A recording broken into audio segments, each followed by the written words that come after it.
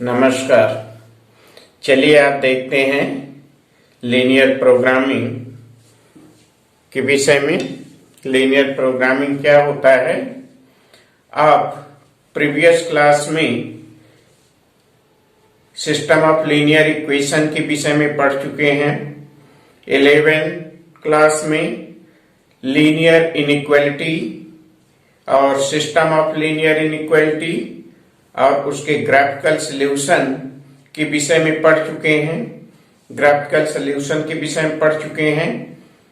Mathematics और इस inequalities का हम अभी मैथमेटिक्स में एप्लीकेशन देखते हैं। कुछ एप्लीकेशन भी पढ़े हैं आप। इस इनइक्वालिटी का हम एप्लीकेशन यहाँ देखते हैं लीनियर प्रोग्रामिंग के चैप्टर में। और लीनियर प्रोग्रामिंग के चैप्टर में हम इस लीनियर इनइक्वालिटी के विषय में एक एप्लीकेशन भी इसका देखते हैं। जैसे मान लीजिए कि कोई एक फर्नीचर डीलर है। This is linear programming. मान लीजिए कोई एक फर्नीचर डीलर है और वो टेबल एंड चेयर डील करता है। एक फर्नीचर डीलर है। ये फर्नीचर डीलर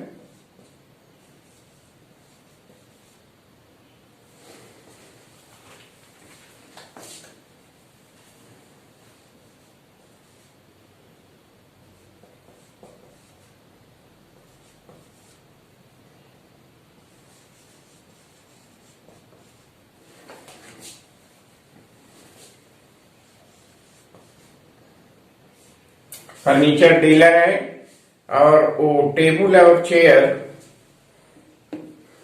डील्स करता है, बेचने के लिए खरीदता है। और फर्नीचर डीलर के पास इन्वेस्ट करने के लिए ही हैज टू इन्वेस्ट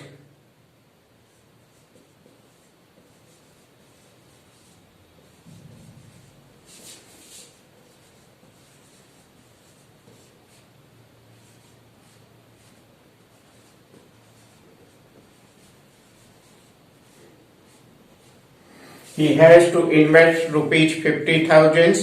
उसके पास 50,000 इन्वेस्ट करने के लिए है। और he has store capacity 60 pieces and also he had store at most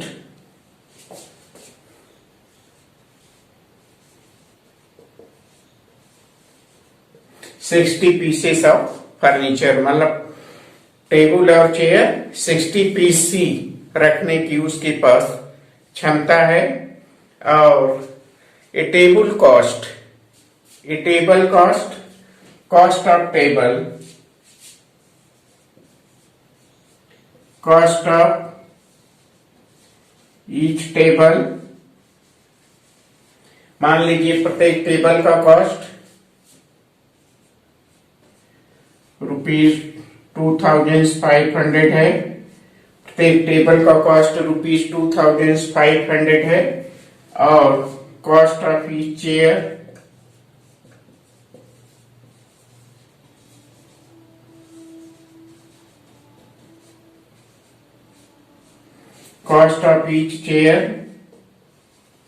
rupees 5000। और एक चेयर का कॉस्ट रुपीज 5000 है। ठीक, एक चेयर का कॉस्ट रुपीज 5000 है। He estimate sale of one table. One table sale करने के लिए वो एस्टिमेट बनाता है कि एक टेबल पर अगर हम प्रॉफिट लेते हैं 250 रुपए, तो he makes profit of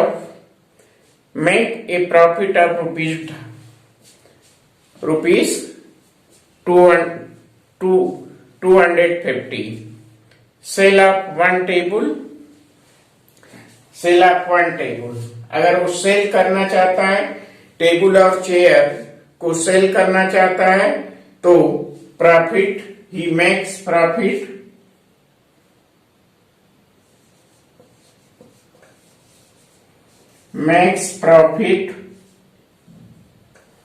he estimate, वो एस्टिमेट करता है, make profit on one table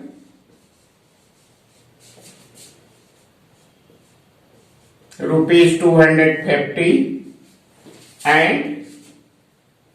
and on one chair and makes profit on one chair rupees 75।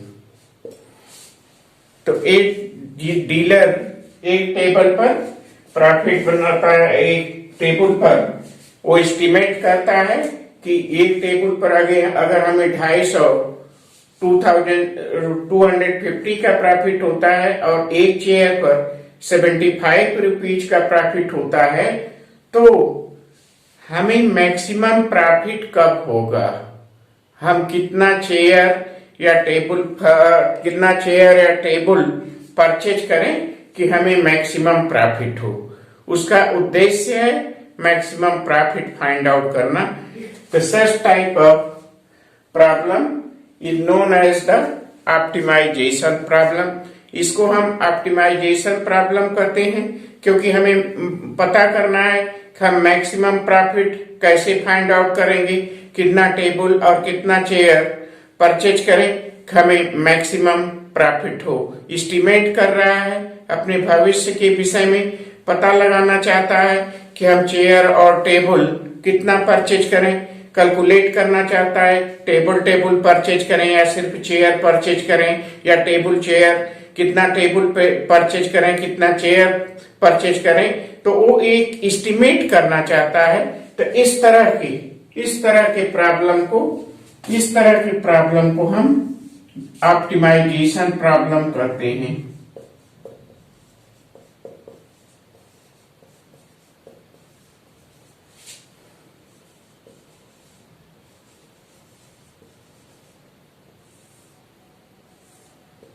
Such kind of problem is known as optimization problem। Optimisation problem जिसमें कि हम maximum profit या minimum cost या use of resources minimum हो, तो इस तरह के प्रॉब्लम जो हम एस्टिमेट करते हैं उसको ऑप्टिमाइजेशन प्रॉब्लम कहते हैं। A special but a very important kind of optimization problem is known as linear programming। linear programming problem क्या है? The such type of problem is called linear programming। इसमें एक special but an important optimisation problem जिसमें कि हमारा interest हो, हम business करते हो तो एक प्लान बनाते हो, एक्शन बनाते हो किसी बिजनेस के विषय में, तो इस तरह से इसको हम लीनियर प्रोग्रामिंग कहते हैं। तो इस तरह से इस ऑप्टिमाइजेशन प्रॉब्लम को हम लीनियर प्रोग्रामिंग प्रॉब्लम कहते हैं। ठीक, linear programming and it's mathematical formulation, किस तरह से हम कैलकुलेट करें या डीलर कितना चेयर और कितना टेबल परचेज करे, बाई करे, खरीदे ताकि उसको मैक्सिमम बेनिफिट हो। तो इस तरह की प्रॉब्लम को हम लीनियर प्रोग्रामिंग प्रॉब्लम करते हैं।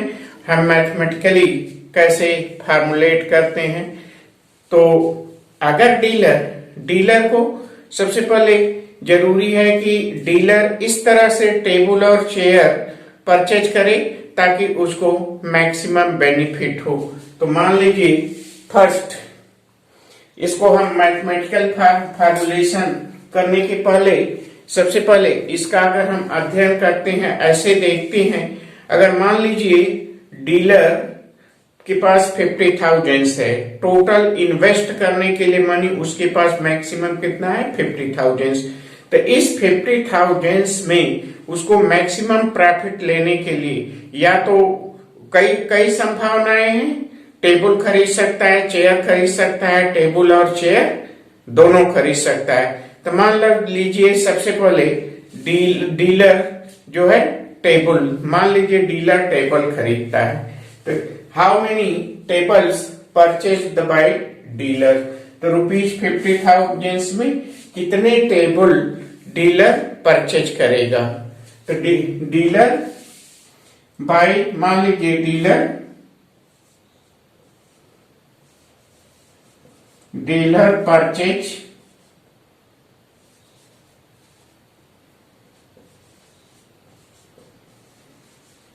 Table only.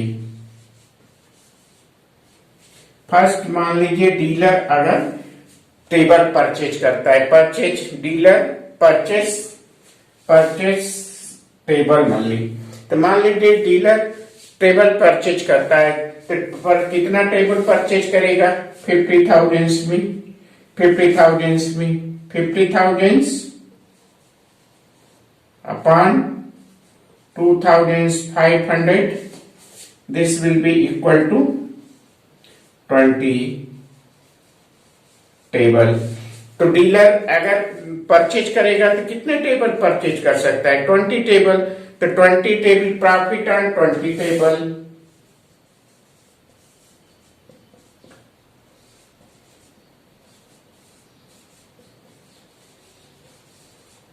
20 टेबल, तो एक टेबल पर कितना प्रॉफिट हो रहा है उसको 250।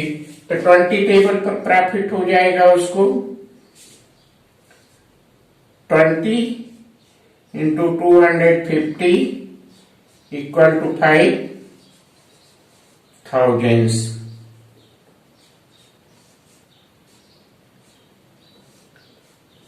Equal to 5,000। तो टेबल पर अगर डीलर सिर्फ टेबल परचेज करता है तो उसको कितना फायदा होगा।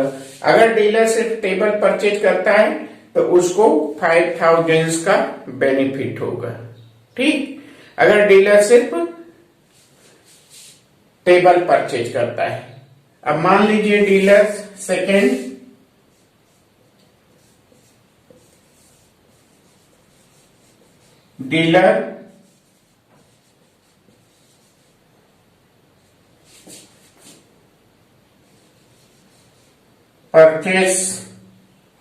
Dealer purchase chair only.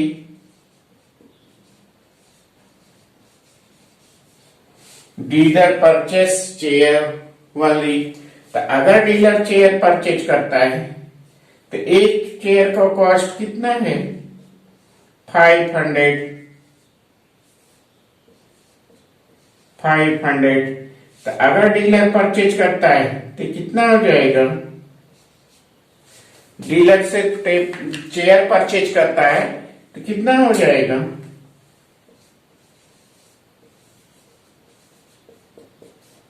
100 chair. तो अगर डीलर परचेज करता है तो कुल 100 चेयर होगा। तो इस तरह के ऑप्टिमाइजेशन प्रॉब्लम को हमें ऑप्टिमल वैल्यू फाइंड आउट करना है 100 चेयर। लेकिन यहां रिस्ट्रिक्शन है, कंस्ट्रेंट है, रिस्ट्रिक्शन है, ओवरराइडिंग है।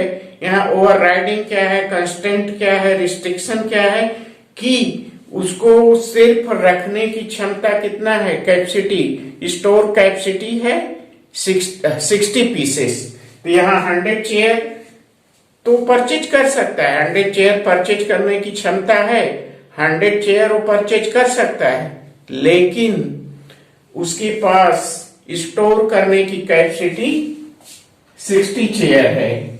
But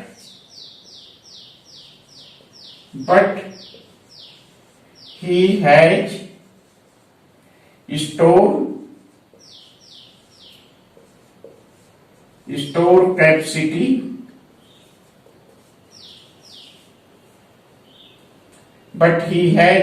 capacity only 60 chair, 60 pieces. So therefore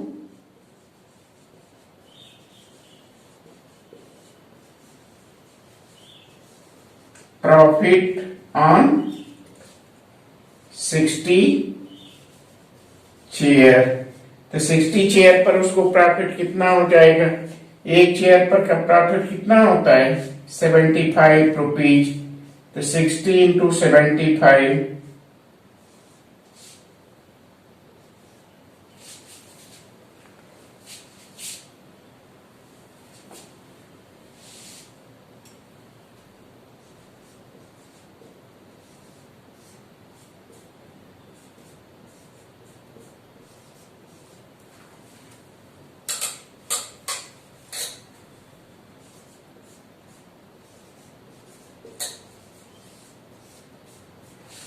₹4,500। तो उसको कुल प्रॉफिट कितना हो जाएगा? ₹405,000। अगर सिर्फ वो चेयर परचेज करता है तो उसको ₹4,500 का बेनिफिट होगा। लेकिन अगर वो चेयर और टेबल मान लीजिए दोनों मिक्स कर परचेज करता है, टेबल एंड चेयर दोनों मिक्स परचेज करता है, मान लीजिए table and chair, third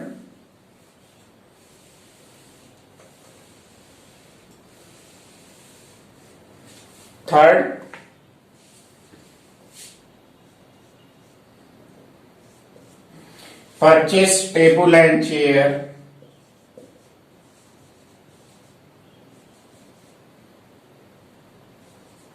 purchase 10 table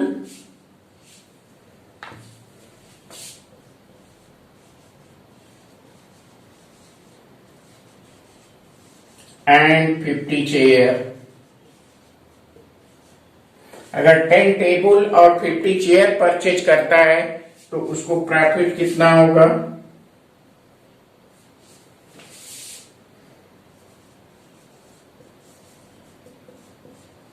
profit कितना होगा?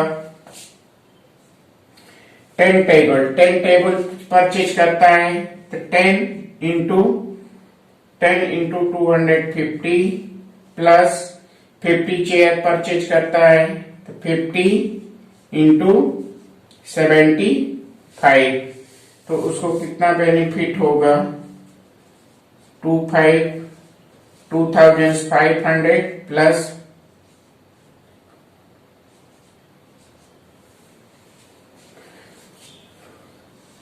3,750 और 25,500।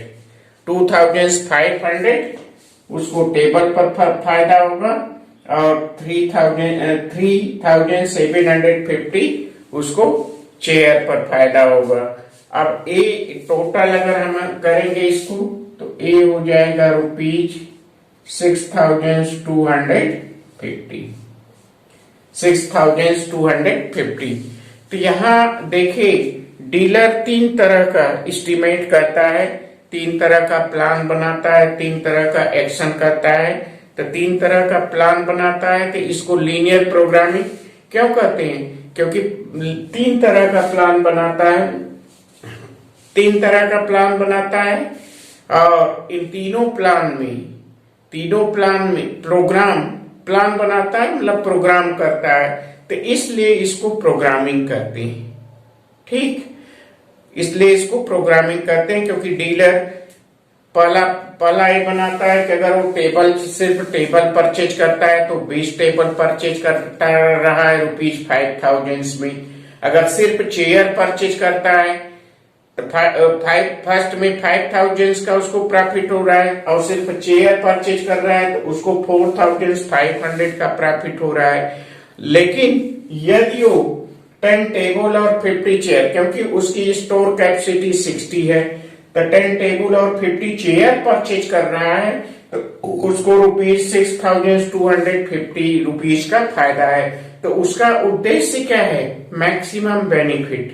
मैक्सिमम प्रॉफिट फाइंड करने की। वो ऐसा प्लान करेगा ताकि उसके बिजनेस में मिनिमम रिसोर्सेस यूज हो, मिनिमम कॉस्ट लगे और मैक्सिमम फायदा हो। तो मैक्सिमम प्रॉफिट लेने के लिए उसको 10 टेबल और 50 चेयर परचेज करना होगा, अगर वो मिनिमम मैक्सिमम प्रॉफिट लेना चाहता है। तो इस तरह के प्रॉब्लम को हम लीनियर प्रोग्रामिंग प्रॉब्लम कहते हैं। ठीक, और इसको लीनियर क्यों कहते हैं? अब देखिए, mathematical formulation of the problem, अगर हम इसका मैथमेटिकल फार्मूलेशन करें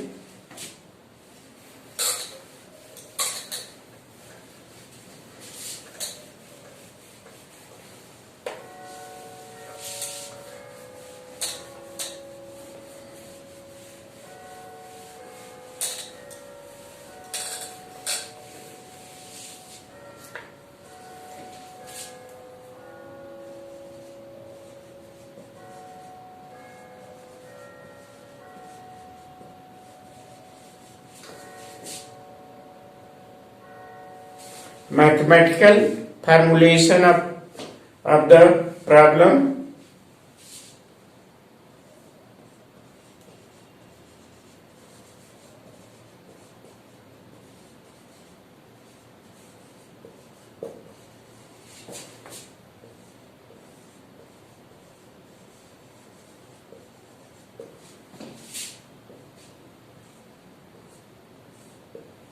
mathematical formulation of the problem. तो अगर हम इसका मैथमेटिकल फार्मूलेशन करते हैं, इस प्रॉब्लम का मैथमेटिकल फार्मूलेशन करें, तो आप देखिए, मान लीजिए कि वो एक्स टेबल और वाई चेयर परचेज करता है। तो let the dealer buys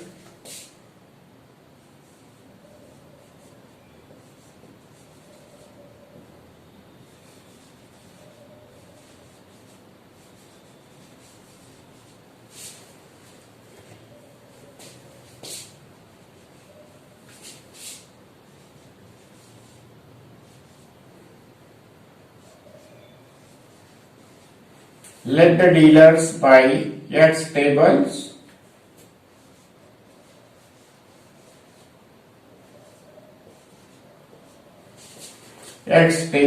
and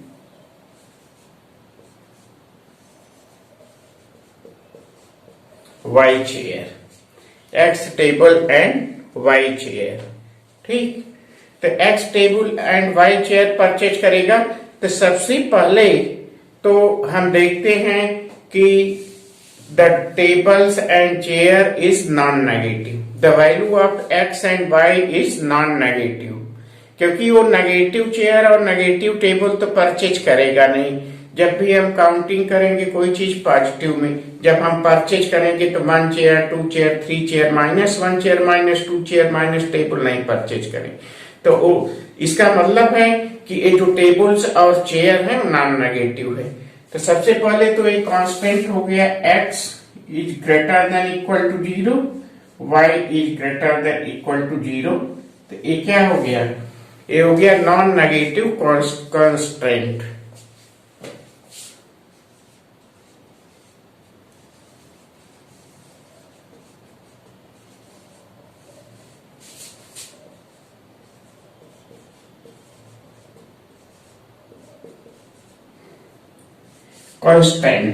constant क्या है? ओवरराइडिंग। कंस्टेंट्स क्या है? ओवरराइडिंग और constant. Constant that is the constant को this constant overriding constant are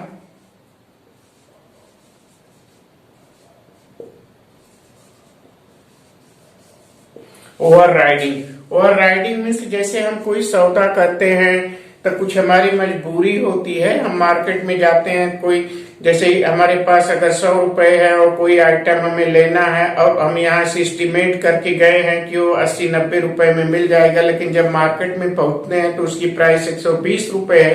तो क्या हम परचेज कर सकते हैं? नहीं परचेज कर सकते। तो हमारी कुछ मजबूरियां हैं। तो कंस्टेंट है, ओवरराइडिंग है। तो यहाँ भी कुछ बाउंडेशन है, बाउंडेशन है कंस्टेंट बाध्यकारी, जो कि हमें बाध्य होकर के, मजबूर होकर के मानना पड़ेगा। तो सबसे पहले ए कांस्टेंट हो गया, और दूसरा डीलर के पास मैक्सिमम कितने एरो, मैक्सिमम कितनी पूंजी है उसके पास, कितना इन्वेस्ट कर सकता है, 50,000। तो एक टेबल पर वो कितना पैसा खर्च कर रहा है, 2,500 एक्स चेयर, एक्स टेबल पर, एक टेबल पर वो 2,500 खर्च कर रहा है। तो एक टेबल का कॉस्ट कितना हो गया, 2,500 एक्स, प्लस एक चेयर पर कितना परचेज खर्च कर रहा है, 500 रुपए। तो 500 रुपए खर्च कर रहा है 500, तो उसका टोटल चेयर पर कॉस्ट कितना हो जाएगा, 500 वाई। और टोटल एटमोस्ट उसके पास कितना इन्वेस्ट करता है, 50,000 से अधिक नहीं कर सकता, या तो 50,000 कर सकता है या तो 50,000 से कम कर सकता है। तो वो इन्वेस्ट कर सकता है 50,000 है, ये हो गया 100। 5x plus Y less than equal to 100। तो ए क्या ओवर राइडिंग हो गया यहाँ क्या बाध्यकारी है उसके लिए कि 50,000 से ज्यादा वो खर्च नहीं कर सकता। तो इसलिए इसको हम इन्वेस्टमेंट कॉन्स्ट्रेंट्स कह सकते हैं। इन्वेस्टमेंट कॉन्स्ट्रेंट्स मतलब कि मजबूरी है कि हम 50,000 से अधिक नहीं खर्च कर पाएंगे। तो इसलिए जब मजबूरी है तो इसको हम लिखते हैं इन्वेस्टमेंट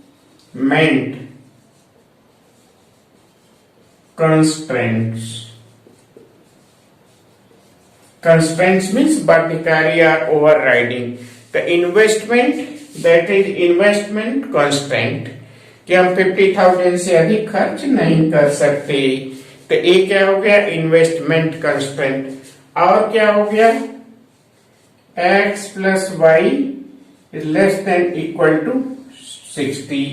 एक ऐसी कैपेसिटी है कि वो इससे ज्यादा उसके पास रखने की जगह नहीं है, रखने की क्षमता नहीं है, ठीक। तो एक स्टोरेज कांस्टेंट हो गया, स्टोरेज कांस्टेंट।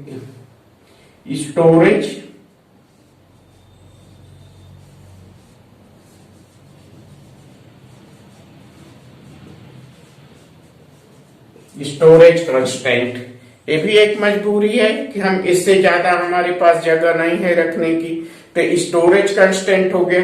तो ये सभी क्या हुआ, एक इनइक्वालिटी हो गई।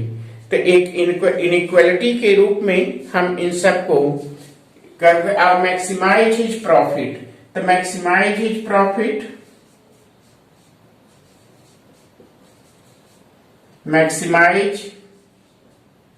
हिज प्रॉफिट, उसको अंततः क्या करना है, अपने प्रॉफिट को मैक्सिमाइज करना है। तो इसको हम कैसे रिप्रेजेंट करते हैं, जेड से। तो एक टेबल पर उसको कितना फायदा हो रहा है, 250x, और एक फर्नीचर पर 75 रुपी। तो टोटल फायदा बेनिफिट कितना हो गया उसको, जेड क्या है, प्रॉफिट फंक्शन। जेड इज ऐसे प्रॉफिट फंक्शन। तो ए 250x, ए 75y, तो टोटल प्रॉफिट हो गया। तो उसका उद्देश्य क्या है, मैक्सिमाइज प्रॉफिट। इसलिए इसको हम क्या कहते हैं, ऑब्जेक्टिव फंक्शन। इसको हम क्या कहते हैं, ऑब्जेक्टिव फंक्शन।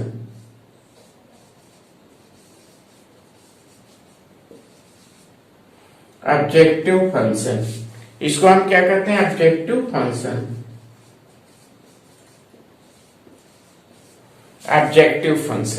तो ये हमारा ऑब्जेक्टिव फंक्शन हो गया। इस ऑब्जेक्टिव फंक्शन से माध्यम से हमें क्या फाइंड आउट करना है। अब अगर हम इसको मैथमेटिकली फॉर्मुलेट करें और इसको सॉल्व करें, हमारा प्रॉब्लम कुछ इस तरह का हो जाता है। ये mathematically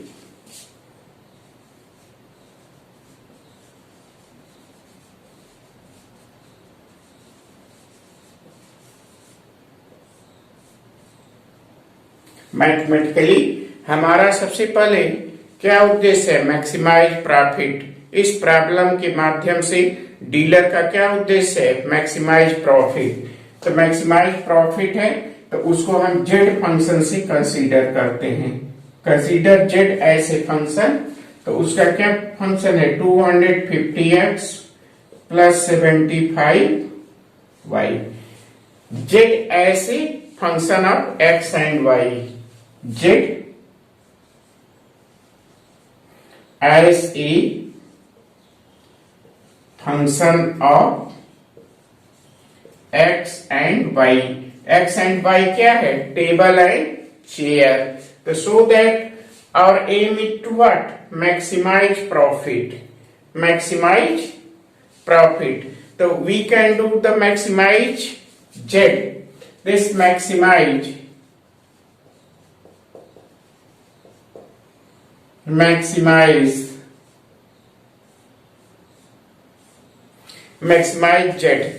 The maximize what? We can maximize z. This function maximize z as a function of x and y। तो this z को हम क्या करते हैं? Objective function.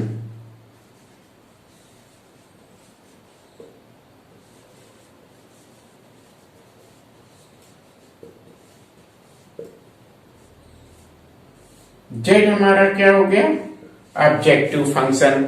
और यहाँ जो x एंड y वेरिएबल है, x एंड y वेरिएबल को हम क्या करते हैं? Decision value. हमें फाइंड आउट क्या करना है? टेबल्स एंड चेयर्स का कॉट। तो x एंड y, यहाँ x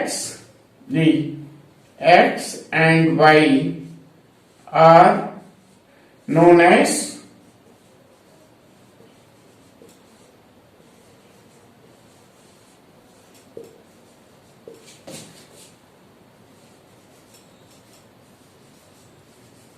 डिसीजन वैल्यू। तो x and y are known as decision value. x and y को हम डिसीजन वैल्यू कहते हैं। तो अब सब्जेक्ट टू कांस्टेंट, हमें कई कांस्टेंट मिले। अब subject to constant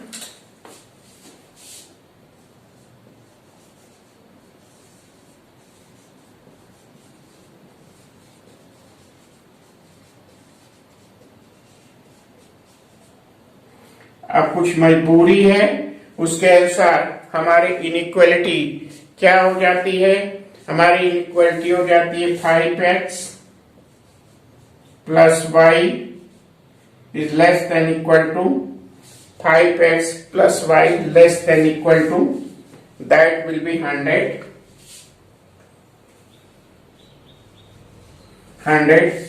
x plus y is less than equal to 60 and x and y is greater than equal to 0।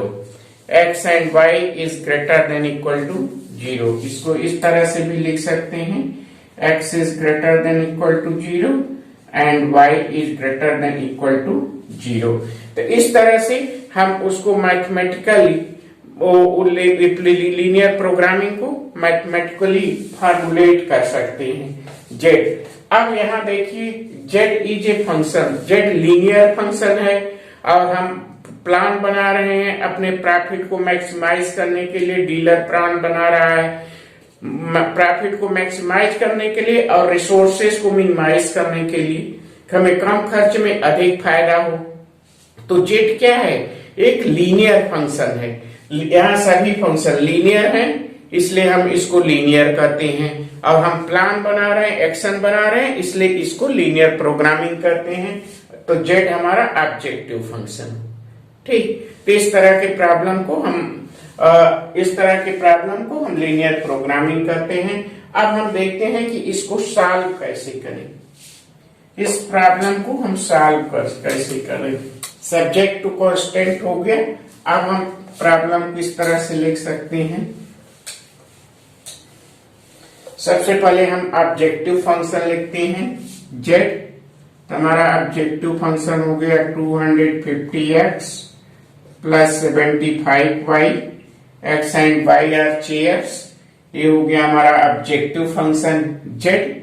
Maximise Z, ये हमारा हो गया ऑब्जेक्टिव फंक्शन। ठीक, तो ये हमारा हो गया सबसे पहले objective function. Objective function through which maximise profit. अब प्रॉफिट मैक्सिमाइज करने के लिए सब्जेक्ट टू कांस्टेंट, कुछ कांस्टेंट हैं हमारे, सब्जेक्ट टू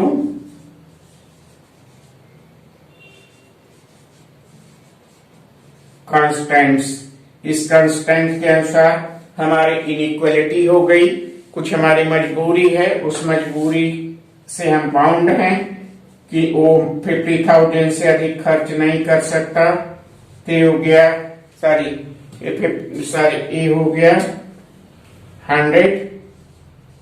100। कुछ कांस्टेंट हैं, X and Y. Storage capacity 60 से अधिक नहीं है उसकी, तो 60 हो गया।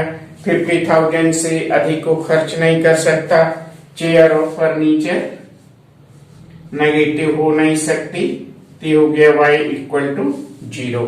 तो ये सभी क्या हो गया, कांस्टेंट हो गया। ठीक, अब हम देखते हैं कि ग्राफिकली जैसे आप इनइक्वालिटी, अब ये इनइक्वालिटी के रूप में आ गया। ग्राफिकली आप जैसे इसको सॉल्व करते थे क्लास 11th में, उसी तरह से हम यहाँ इसको सॉल्व करेंगे ग्राफिकली। तो ग्राफिकली सॉल्व करने के लिए हम यहाँ पर ग्राफ बनाएंगे। सबसे पहले हम ग्राफ बनाएंगे, तो ग्राफ बनाने के लिए आप यहाँ देखिए, ये पहला इक्वेशन है हमारा 5x plus Y equal to 100। तो 5x plus Y equal to 100, पहले हम फर्स्ट इनइक्वालिटी लेते हैं, 5x plus Y equal to 100 यहाँ लिख लेते हैं। ठीक, अब हम यहाँ टेबल बना लेते हैं, ऐसे जिस तरह से आप बनाते हैं टेबल, इस तरह से टेबल बना लेते हैं। ये हमारा हो गया x, ये हो गया y। अगर हम x 0 लेते हैं तो y हो गया 100, अगर y 0 लेते हैं तो x हो गया 20। तो ये टेबल हो गया हमारा। ठीक, और दूसरा टेबल बनाते हैं। दूसरा हम बनाते हैं x plus Y equal to 60 के लिए टेबल बनाते हैं। यहाँ हम टेबल बना लेते हैं, ये ग्राफ प्लॉट करने के लिए जैसे कि आप 11th में टेबल बनाते थे। ये x हो गया, ये y, अगर x 0 हो गया तो y 60, y 0 हो गया तो x 60। तो इस तरह से हम एक टेबल बना लेते हैं। ठीक, अब टेबल बनाने के बाद हम ग्राफ प्लॉट करते हैं। ग्राफ प्लॉट करते हैं इसका सॉल्व करने के लिए, इस इक्वेशन को सॉल्व करने के लिए हम ग्राफ प्लॉट करते हैं। ठीक, तो हम चलिए ग्राफ प्लॉट करते हैं। यहाँ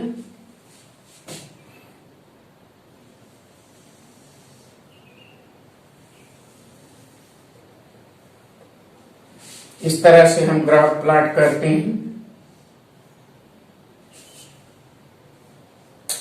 ये हमारा एक्स एक्सिस हो गया,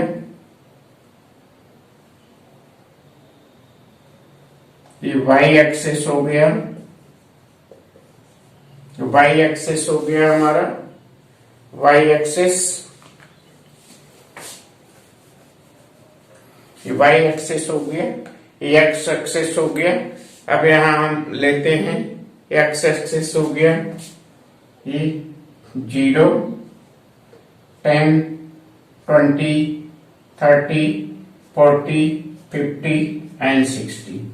तो ये हो गया हमारा 10, 20, 30, 40, 50 एंड 60। हमें मैक्सिमम 60 तक ग्राफ प्लॉट करना है, इसलिए 60 यहां लेते हैं वैल्यू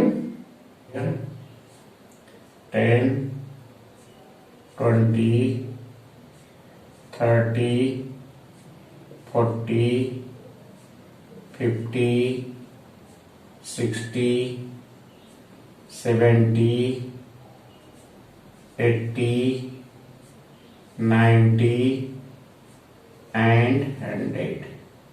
तो ये हो गया हमारा वाई एक्सिस, वाई एक्सिस, ये हमारा हो गया वाई एक्सिस। अब हम ग्राफ प्लॉट करते हैं।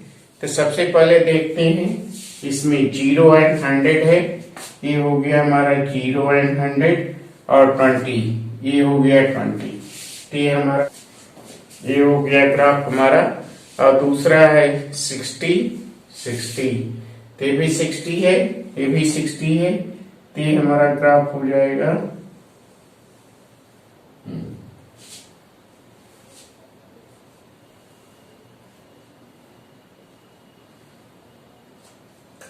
60। ठीक।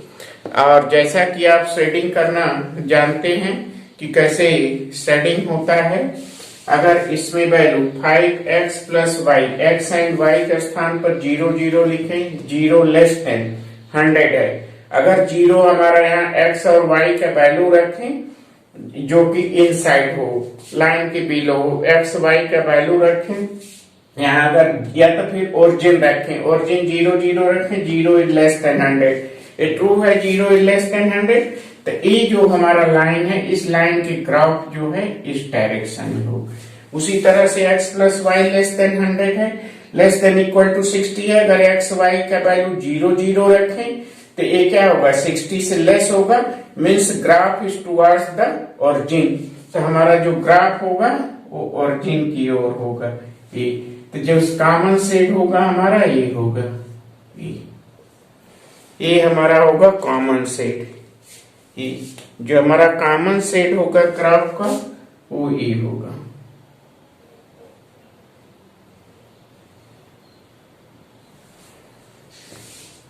जो कॉमन सेट होगा हमारा ग्राफ का वो ये होगा।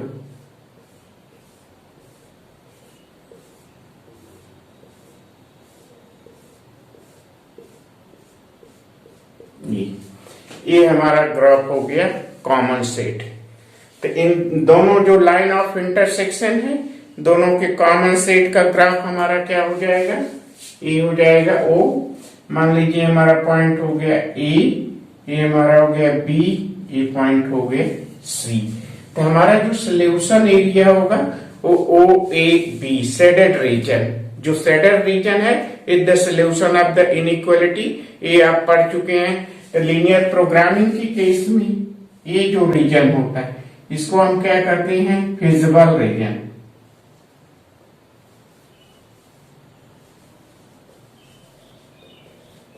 फिजिबल रीजन, इसको हम फिजिबल रीजन करते हैं, या इस रीजन को हम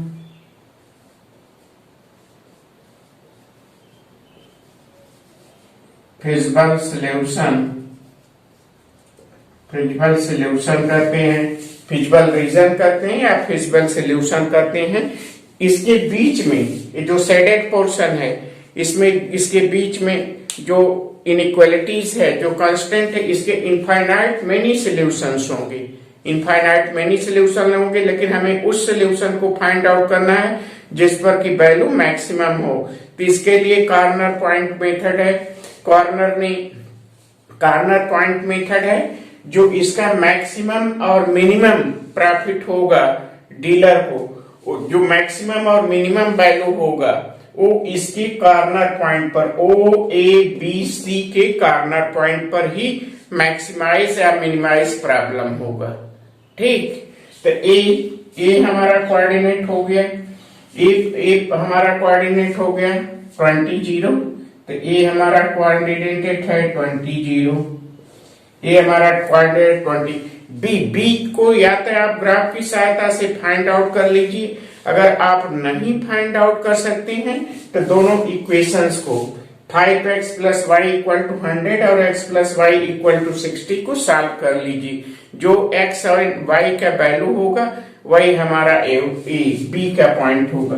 तो पॉइंट बी यहाँ हमारा हो जाएगा 10 और 50, और C हमारा वैल्यू हो जाएगा 60 और 0। तो C को तो आप देख रहे हैं, दिस वैल्यू इज 60 एंड 0। तो C हमारा क्या हो जाएगा, C हमारा वैल्यू क्या हो जाएगा,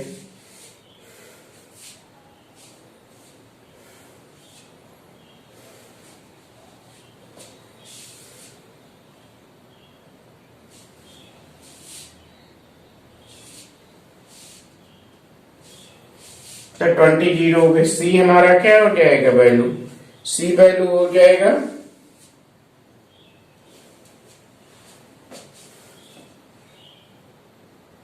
60 और 0।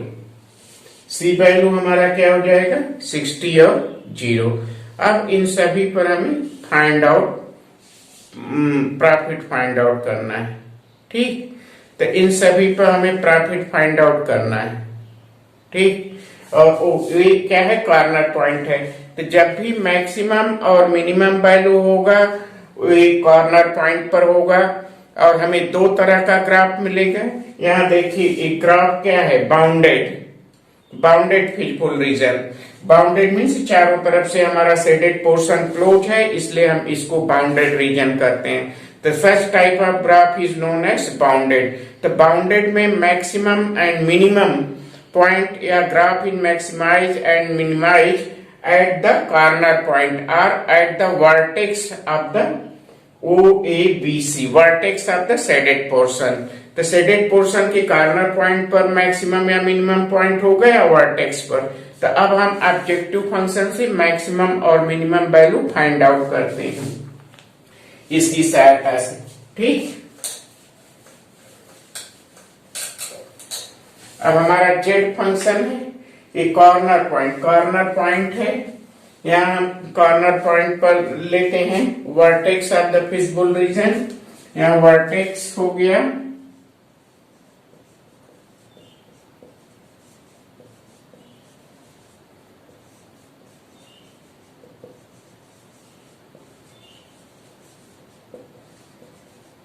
Vertex of the feasible region, क्योंकि इनफाइनाइटली मेनी पॉइंट होगा।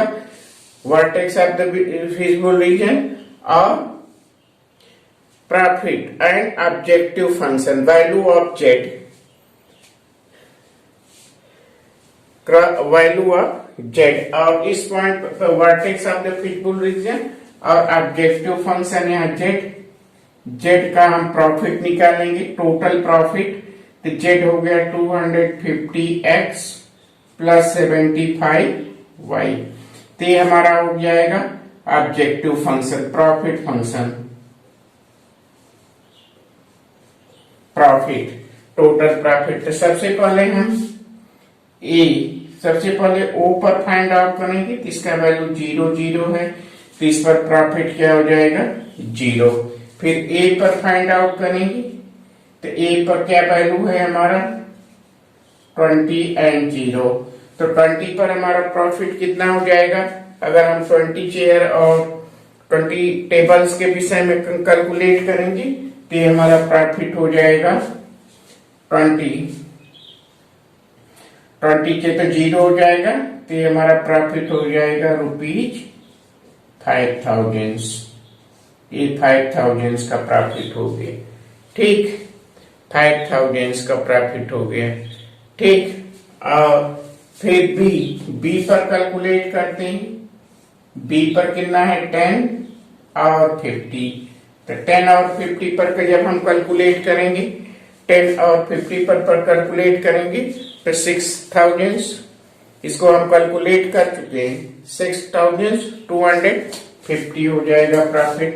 तो ये हमारा हो गया 6250। एक्स और वाई का वैल्यू रखेंगे और कैलकुलेट करेंगे। और इसके बाद सी, तो सी पॉइंट हमारा क्या हो जाएगा 60 और 0। सी पॉइंट क्या हो जाएगा, सी पॉइंट हमारा हो जाएगा 0 और 60। तो 0 60 पर कैलकुलेट करेंगे, 0 और 60 चेयर, तो कैलकुलेट करेंगे तो आ जाएगा ₹4500। तो मैक्सिमम प्रॉफिट किस पर होगा, ये हमारा जो हो गया, ये हो गया मैक्सिमाइज प्रॉफिट।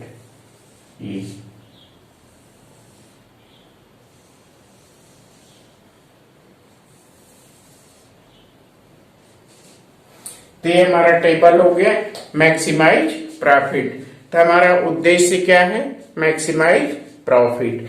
तो इस तरह से हम लीनियर प्रोग्रामिंग की क्वेश्चन का ग्राफ प्लॉट करते हैं और सॉल्व करते हैं और मैक्सिमाइज या मिनिमाइज प्रॉफिट फाइंड आउट करते हैं। इसमें एक चीज ध्यान देना है कि ये बाउंडेड फंक्शन है, तो बाउंडेड के फंक्शन के केस में एक दो थियरम है जो आपके एनसीईआरटी बुक में दिए हुए हैं, उसका प्रूफ नहीं है।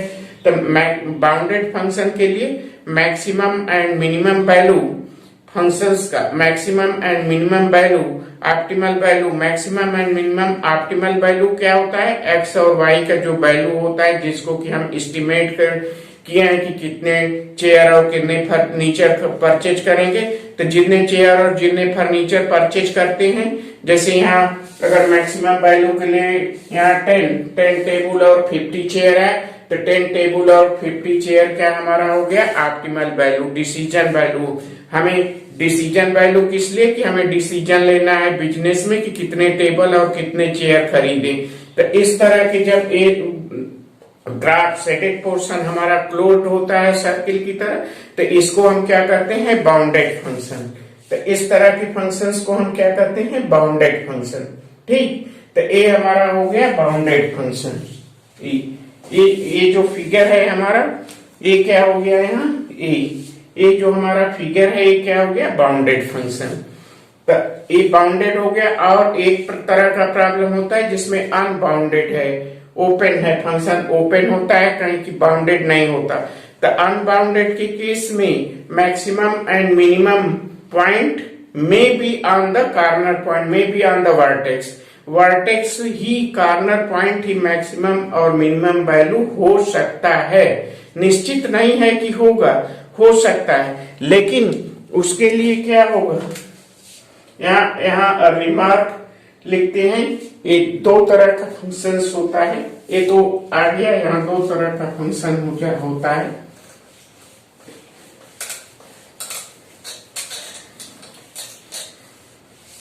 एक हमारा होता है bounded,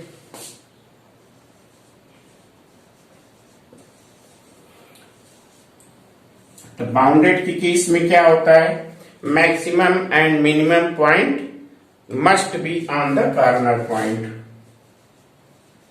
Maximum, for maximum and minimum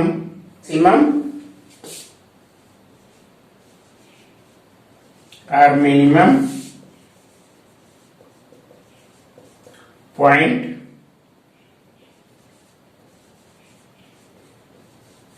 must be on the corner or vertex of the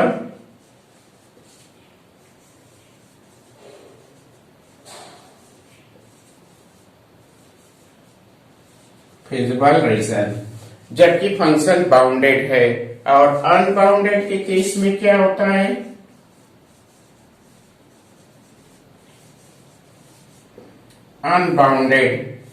unbounded के केस में भी maximum and minimum point is on the corner point, maximum and minimum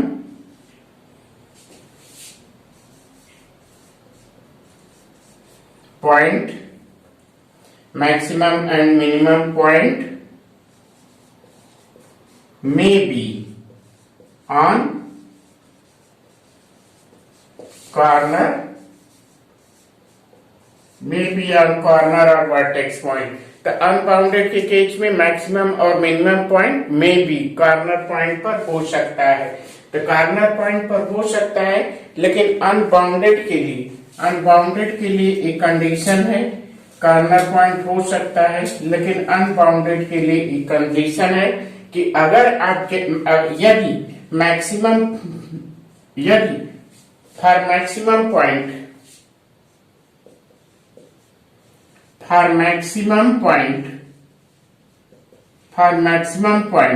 if objective function हमारा क्या होता है, ax plus by, this is z, a and b are constant, z is the objective function, is greater than m,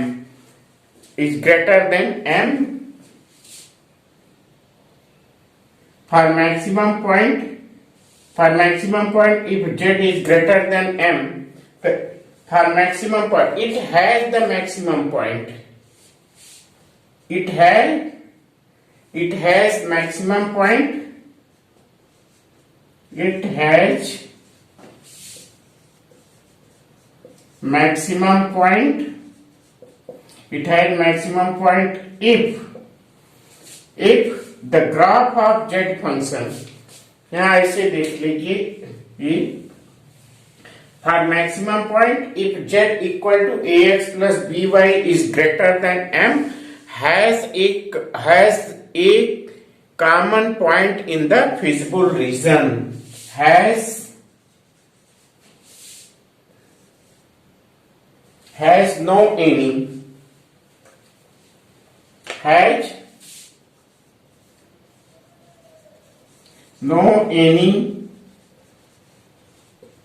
common point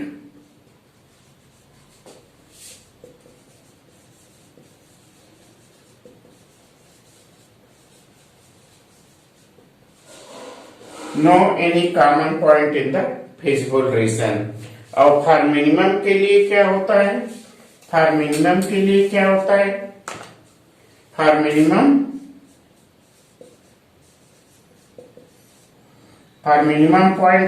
क्या होता है?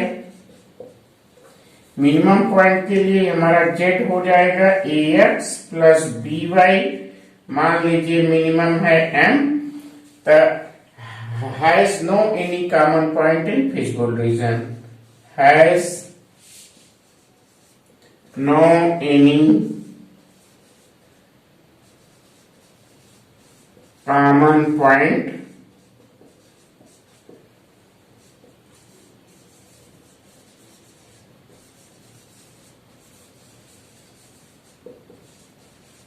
Feasible region में कोई common point नहीं होना चाहिए। ठीक, फिजिबल रीजन में अगर R इज बाउंडेड, अगर इस तरह का कोई ग्राफ आता है जो अनबाउंडेड हो, तो उसमें मैक्सिमम और मिनिमम पॉइंट भी कॉर्नर पॉइंट होगा, बशर्ते हम ऑब्जेक्टिव फंक्शंस का ग्राफ प्लॉट करेंगे। अगर मैक्सिमम के केस में क्या होता है कि मैक्सिमम में ऑब्जेक्टिव फंक्शन का ग्राफ प्लॉट करेंगे। अगर फिजिबल रीजन में कोई कॉमन पॉइंट आ रहा है, फिजिबल रीजन से पास होके जा रहा है, तो इसका मतलब है कि कोई मैक्सिमम और मिनिमम पॉइंट नहीं होगा। अगर फिजिबल रीजन से में कोई पॉइंट कॉमन नहीं है, तो मैक्सिमम और मिनिमम हो सकता है, तो ये अनबाउंडेड के केस में। ठीक, तो अनबाउंडेड का प्रॉब्लम हम इसके बाद देखेंगे। इस तरह से ये लीनियर प्रोग्रामिंग का प्रॉब्लम है। इसमें कुछ एग्जाम्पल्स दिए हुए हैं, कुछ लास्ट के चैप्टर आपके इस वर्ष के लिए डिलीट कर दिए गए हैं। इसमें सीधे सीधे क्वेश्चन दिए जाएंगे, maximise the profit, minimise the profit, जिसको कि आप कीजिएगा। इसमें ज्यादातर क्वेश्चन बाउंडेड के आते हैं। आपकी जो एग्जाम्पल्स दिए हुए हैं, एग्जाम्पल्स महत्वपूर्ण है। मैं एक क्वेश्चन करा दिया हूं। इस तरह से जो एग्जाम्पल्स हैं, उस एग्जाम्पल्स को आप जरूर कर लीजिएगा। ठीक, इस एग्जाम्पल्स के साथ साथ इसमें इसमें एक्सरसाइज 12.1 है। तो 12.1 एक्सरसाइज में जो क्वेश्चन दिए हुए हैं, सीधे सीधे उसका ग्राफ प्लॉट करके, बाउंडेड है, आपको सोल्यूशन देना है, ऑप्टिमल वैल्यू निकालना है, एक्स और वाई का वैल्यू निकालना है। कैसे हम एक्स और वाई का वैल्यू फाइंड आउट करेंगे। ठीक, तो इसको इसीलिए मैं विस्तार से बता दिया हूं कि ऑब्जेक्टिव फंक्शन क्या है, कांस्टेंट क्या होता है, ऑप्टिमाइजेशन प्रॉब्लम क्या होता है, ऑप्टिमल वैल्यू क्या होता है। इन सभी को मैं विस्तृत इसमें आपको 1 by 1 एक्सप्लेन कर दिया हूं। आपको कोई प्रॉब्लम नहीं होना चाहिए सब्जेक्ट को समझने में। और आप इस वीडियो को देखिएगा और इसके बाद कोशिश करिएगा कि 12.1 के क्वेश्चन जरूर सॉल्व कर लें। ठीक, थैंक यू सो मच।